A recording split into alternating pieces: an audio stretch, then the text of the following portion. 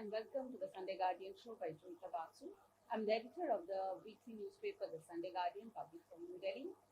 Today on my show, I have a very special guest, Ms. Cleo Paskal, who is non-resident senior fellow of the Foundation of the Defense of Democracies in Washington, D.C. She specializes on the Indo-Pacific.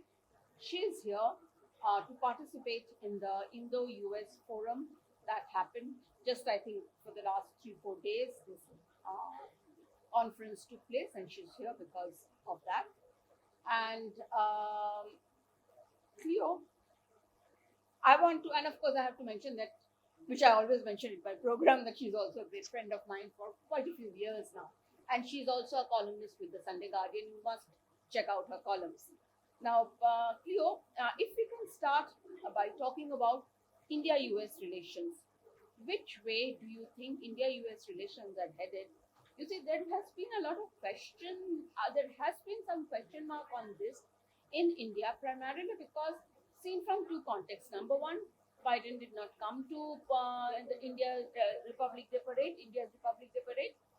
And the other thing is, you see the focus that, there is a feeling in India that the US is tacitly supporting Khalistani extremism and thus acting against India's interests.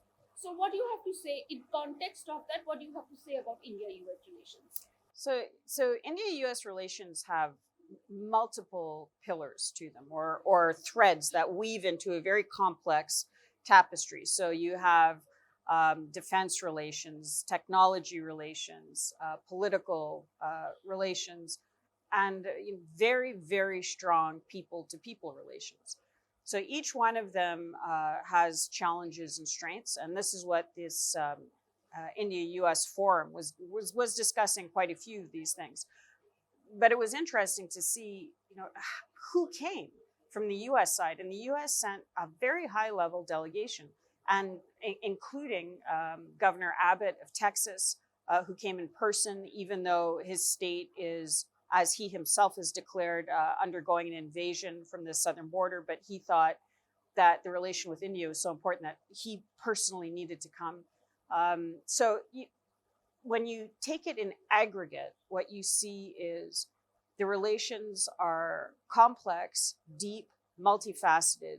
And I think on both sides, and increasingly on the US side, there's an understanding that both countries have much more to gain from coming closer together in many different sectors than they would if they drifted apart. But the strength of that relationship, because of that, a strong US-India relationship is a huge threat to people and countries that wish both India and the US ill, including China and Khalistanis and the people who back Khalistanis and things like that. So as it works now in the world, anything you try to build, you need to protect, you need to block the malign influence that's going to try to destroy it. So however strong and important it is, there will be just as strong countervailing forces that try to drive it apart. So that kind of is the Khalistani component of it. Right. The President Biden not coming, is very unfortunate, both for US-India relations, but also for Quad relations, because off of his attendance, there could have been a nice Quad meeting. I wouldn't read into it a lack of interest generally on the US administration side. They did send high-level representation from the State Department, for example. And I don't know how much of it is a function of President Biden's personal situation. And the fact that, if I can interrupt, I guess what you suggest is that Biden's health is, I am told that Biden's health is apparently uppermost among the concerns among Americans. So this is such an unfortunate situation to be in, where the best case scenario for him not attending is his ill health. Right? That is the part. That he may not be able to sit for 2 hours for that parade. So obviously I'm not in a, I don't know, Yeah, but I it's- do it's- know. I'm just speculating. Yeah, but that's important. But it's important to know what the perception is, Yes. because the perception needs to be acknowledged and incorporated into the assessments of how to ensure that that perception doesn't damage U.S.-India relations. Yeah, okay, Cleo, I have a question. In fact, I have been wondering about it. There are times when you're talking about, there are several areas where India and the US are working on, and they have been, and I think I would say to a large extent, interests have really, relations have really deepened. But at times it seems like the US government, the different departments, they're working in silos. Yeah. Okay, it's almost like the State Department and the Defense Department, they are not in sync with each other when it comes to India. Would you say, or even for that matter, the Justice Department, because this whole case about this Gurpatwant Singh Pannoon, who is actually, India has designated him a terrorist. Now that whole case is being pursued by the Justice Department. So would you say, do you think that the US government at times, the departments, they function in silos? Yes, they do. In fact, we've written it. We've Yes, covered this. So the Department of Defense is very clear about its relationship with India and the importance of the relationship with India. And I think in fact, I know it, there's a lot of respect for the Indian military and what it's accomplished. And even for government policies like the banning of TikTok and WeChat, which are clearly national security issues and which people in DoD recognize as being very comprehensive, clever, and effective ways of protecting national security. State Department is different. I think that the fact that the visa situation still lingers is a problem. And I know that there are a lot of people in state, and we heard from some of them over the course of this meeting, who really do value the relationship with India. But there seem to be some elements within state that have a different view of the world. And often what you find is it's in direct proportion to, and it's unfortunate. It used to be that India was hyphenated with Pakistan. Yes. Now India is to a certain degree hyphenated with China, okay, which is, at least an improvement. But the hyphenation is But there. the hyphenation is there, and it's not just looking at India on its own terms. It's looking at India in the context of how a relationship with India affects your relationship with somebody else. Yes. And so in state, if you have groups of people who think that they can talk through the relationship with China, and you have these, the engagement school with China, then they're less likely to be attuned to India's priorities and sensitivities. If you think China is especially the Chinese Communist Party, is a huge threat to the world, then you're much more likely to give space to India on the world stage. So I think the Department of Defense is in the category of knowing what the Chinese Communist Party is and being concerned about it, and state, possibly by virtue of the sort of people who go into state where they believe you can negotiate or talk your way out of certain sorts of problems, think that the relationship with China can be salvaged or, I don't know, become in some way less threatening than it is. I'm hearing. Does that make sense to you? Yes, it does. Yeah. I'm hearing that there is a buzz, in Washington think tanks and among people who matter, that can India be trusted as a partner or ally of the US? We are not allies. We are partners, actually, when it comes to strategic partners, defense, security partners. But can India be trusted? So do you think that is happening? There is a buzz there. And what is going on? What is causing this buzz? So you hear that. You do hear that quite a lot. And And you have the correct answer to that. So what's the correct answer? Well, actually, I would say that, there are forces out there who are trying to ensure that a wedge is driven between the US and India. Yeah, and also I think it's very legitimate for India to ask if the U.S. can be trusted. Exactly. Yeah. So that, I mean, especially after Afghanistan, and I think one of the things that concerned me a little bit at the India-U.S. forum was Afghanistan wasn't brought up at all, and the withdrawal from Afghanistan was the way that it happened was on a humanitarian level horrific, but just in terms of credibility for the U.S., very damaging. And the way to get out of that is to acknowledge it and to discuss it. But there really wasn't at least not in the public events, an acknowledgement of that.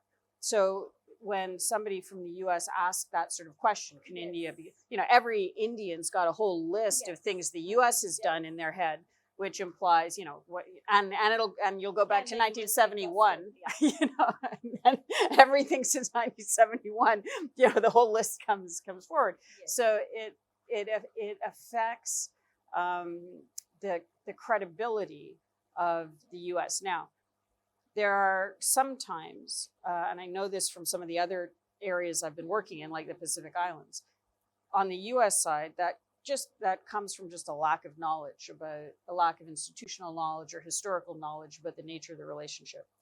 In other cases, it's very possible there's malign influence or political warfare or information warfare operations that go in to try to feed that, again, to drive them apart for the benefit of, the common enemies of democracies. Absolutely. Now, here, before we discuss U.S. Domestic politics, one question on the Quad. Do you think the Quad has a future?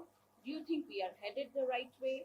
I mean, I would say, as you said, Biden coming here would have, all of them having the Quad summit over here would have shown that, yes, the Quad has a future. But would you say all the talk and discussion about Quad, the future roadmap, has been a little compromised, or it maybe the interest has taken a backseat? What is happening particularly over there? So the Quad and it came up at this event. It's a loose gathering, but there are what we heard was regular Sherpa meetings to discuss a whole range of issues, and I think it has become, especially since it was revived, a very useful way for the four to figure out the limits and strengths of their bilateral or trilateral relationships as well, and in a way that is comfortable for all four. So the India-Japan relationship has grown quite substantially, and that because they're both members of the Quad, Washington is more comfortable with that, because they feel like it's not happening outside of their ambit. So I think it served purposes that have been less obvious. But I would like to just say that you often hear, and we heard it at this event, that the perception is that India has been the drag on the development of the Quad. And from what I've seen, the first iteration of the Quad was killed by Australia, as a byproduct of pressure from China. And I don't know what's happening with this Quad, but this feeds into this narrative of can India be trusted, and of the four leaders who reinvigorated the Quad this time, Prime Minister Modi is the only one left. Absolutely. And and this administration has been very clear in ways that the other three haven't about what the threat is, including, even just the banning of TikTok or WeChat, or being, in India's own way, protecting national interests from a very aggressive regional and neighbor of India's. So I think that I think it's beneficial for all four countries for the Quad to exist. I think it's a bit of a byproduct, again, of their relationship with China. But it's allowing for the sort of discussions, meetings, collaborations, maybe tech sharing that wouldn't be possible if it didn't exist, or more difficult. Yeah. Now, since we have been speaking about Biden, let's speak about Mr. Trump also. What is happening in US politics? What are the chances of Mr. Trump coming back? Because there's a huge buzz that he may come back as president. What is going on in the US? So this is an election cycle like we haven't really seen before. The Republican Party has two main groupings. There's kind of the grouping that's now would have been called the Mitt Romney wing, but is now more embodied by Nikki Haley, for example, especially since everybody else has dropped out. Everybody viable has dropped out. And then on the other side, former President Trump. So that grouping is often referred to as the Trumplicans, not Republicans, but Trumplicans. Because interesting term. Yeah, because they're the percentage of people who will only vote for Trump is very high. Right. That and what the polls are kind of saying now is if he's on the ticket and the election is free and fair, then he would likely win. But if he's not on the ticket, the Republicans would probably lose. So there's a vested interest, not only from the Democrat side, but from the part of the Republican Party that doesn't want Trump to win, for him not to be on the ticket. Okay. So you had in the recent primary process in New Hampshire, you had a lot of Democrats voting for Nikki Haley. Yes, that's what. Yeah. We have been hearing. That's the buzz on social media. I saw that, and I think some news report also I saw. Yeah. So, but they could not stop her from losing. No, but they could keep her alive, especially with this sort of media compliant. There's a lot of media that also want to keep the impression going that she's viable, and the part of what they're betting on is that Trump will be disqualified in some way. So it is not the factors that are going into deciding, first of all, who will finally be on the ballot, and second of all, what that election will look like, and then third of all, what the losing side does, is uncharted territory for a U.S. presidential election. So would you say whatever is being done to Mr. Trump, is there a serious attempt to get him disqualified? And do you think the people who are, getting this done, will they succeed? What are the chances of their success? Fundamentally, it's not a question of supporting Biden or Trump, because, to us, outside observers, it seems like this is a subversion of democracy. And here we are looking at, the rest of the world does look up to the US as the biggest democratic, in terms of, it's a superpower, democratic superpower. But what is happening, frankly, it's something that is very puzzling. What is going on? It's there are two things. One is what's actually going on, and again, this is unprecedented. The amount of prosecutions and it just is, nobody has seen anything like it. That's for sure.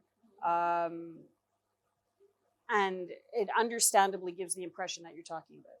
Yeah. But the second thing is the impression that you're talking about, is this perception, which goes back to the other perception about, which is extremely damaging for the U.S. domestically, but internationally as well. And again, it goes to this we were talking before about this idea of entropic warfare, Yes. about destroying a country from the inside and destroying its relationships, and you always have to go who benefits. And just by undermining the idea of the US being a functioning democracy and giving the impression that democracy doesn't work, then that gives more validity to competing systems like the Chinese system. Yeah. So it's not, I mean, there's the reality of the situation, but then there's how the perception can be used to damage all of us, everybody who believes in democracy. So it's unprecedented, extremely disturbing. It's in the process of developing. We don't know what will happen with these cases, but the media environment has created a situation where whoever loses the next election will have enormous ammunition to be able to say that it wasn't a fair election. And that creates a whole separate dynamic. So yeah, in the end, if I can make a comment, as we talked about this, I mean, it seems to us, again, the perception is that everything is falling apart in the US. Look at the education system. Look at the kind of images that we see, the drug addiction. It seems like the society is falling apart, families are falling apart. I mean, it seems like it's eroding from inside. Is that the case? I mean, or are we just being fed certain images? I mean, we are being bombarded with these images and these visuals almost every second day. So what is going on? Is the US actually falling apart from the inside? So there are a lot of different USs. The US is a very big country. It is unquestionable that in many locations in the US, compared to what it was even a few years ago, this situation has deteriorated to an extraordinary degree. And a lot of things have gone into that. One is this Chinese-backed fentanyl that's been pumped into US society, which killed over 70,000 Americans last year. Yes. I mean, this is war level, beyond war level casualties. And for every one that dies, you may have many more that are addicted. And for every one that dies or addicted, you have a family that's destroyed. And these are young people. They're everybody. I mean, but a lot are young people. And part of that is that the manufacturing sector has been hollowed out. There's and compound that with the economic disaster of the COVID response. And you have, and inflation, and the huge amount of people that have come across the border. The border situation is difficult to describe, and it's being dispersed across the country, and it's feeds into this sense of siege. Yeah, I'm just this entropic warfare. Everything's falling apart. I mean, yeah, and you have cases where schools are being emptied for these people who've come across the border to have places to sleep. Yes. Right? And these are students who lost 2 years of education because of COVID. And now they're being, sent home to maybe do class. Now that may be a small portion of students in the United States, but it gets reported very widely. Yes. And it again creates this perception. Yeah, we know about this. Nowadays you cannot stop any information from spreading. Yeah. And so it feeds into this, we've seen a lot of videos lately, music videos, or things like that have just really resonated with people. And that's feeding into this, in some cases, this Trumplican voter. Things weren't like this 4 years ago. It wasn't, the US was pulling out of wars. The Abraham Accords had happened. Gas prices were lower. The border was on the way to becoming more secure. I'm not reporting. I'm saying this is what the discussion is, and so that it's very difficult to capture everything that you're seeing the echoes of. Right. When you're in the U.S., it's amplified even more, and it's but there's a lot of the country that doesn't feel like that. That's getting their news. I don't know if you saw. Did you see there was a poll that was done of perceptions of people who were considered elite, had gone to certain schools and earned over a certain amount compared. Yeah, so they believed to a very high degree, for example, that the economy was doing fine and that the government was doing a great job, and that even in things like and the government should be allowed for climate reasons to ban air conditioning, right? And so the percentages are completely different. Like there's a completely different perception in one group of the American public and in the other. And I'm not that again. This is the sort of fragmentation that benefits outside forces, and is both a perception, but it is actually also a reality. Excellent, absolutely discussion. It seems almost like the US to us, as I said again, perception that the US is losing its core. Let's see what happens. This is an election year for the US, election year for India. Let us see what happens. Thank you, Cleo, so much for coming for this discussion. Yeah. And always a pleasure. But I would say that there is still a big bulk of America that is America. And in the same way that you can get that perception. And they're fighting back.